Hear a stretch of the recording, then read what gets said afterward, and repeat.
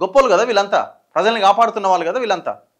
సరే ఒక దగ్గర ఒకటి రెండింటి దగ్గర కానిస్టేబుల్స్ కూడా అట్లా బిహేవ్ చేసిన వాళ్ళు ఉంటే ఉండొచ్చు, కానీ వాళ్ళు లేకపోతే ఇవాళ మనం ప్రశాంతంగా ఉండలేం.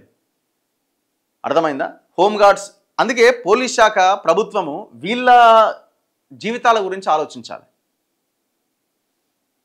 అప్పుడు డిపార్ట్మెంట్ బాగుంటుంది. ఇవాళ మొత్తం పోలీస్ స్టేషన్లు సివిల్ కేసులకు అడ్డాలుగా మారిపోయినాయి. మీరు చూడండి, ఒక్కొక్క సిఐ ఒక్కొక్క ఎస్ఐ పోలీస్ స్టేషన్స్లో ఏం చేస్తున్నారో చూడండి. వాళ్ళు ఎందుకు అట్లా చేస్తున్నారు? వాళ్ళకు కూడా అలసైపోయింది. ఎందుకు? అసలు ఆ రిక్రూట్మెంట్ ఎట్లా నడుస్తున్నది? ఒక పోలీస్ స్టేషన్లో రిక్రూట్మెంటు ఆ లోకల్ ఎమ్మెల్యే చెప్తేనే అక్కడ రిక్రూట్మెంట్.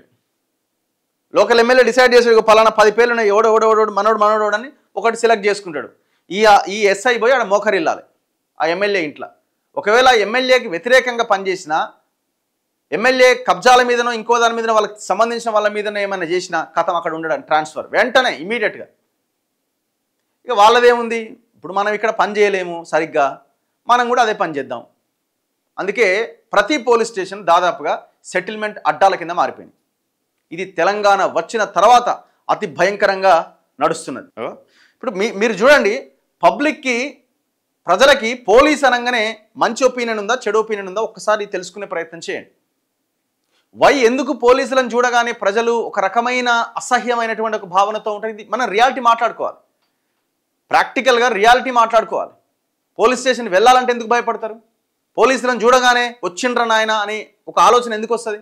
అంతా భూ కబ్జాదారులే అట అన్నా. కొందరు పోలీస్ కానిస్టేబుల్ హోంగార్డుల అక్రమ సంపాదన నెలకు ₹1,00,000 పైన ఉంటుంది. పైన వాళ్ళు వీళ్ళను పురుగులుగా చూస్తే వీళ్ళు పేదలను కుక్కలుగా చూస్తున్నారట.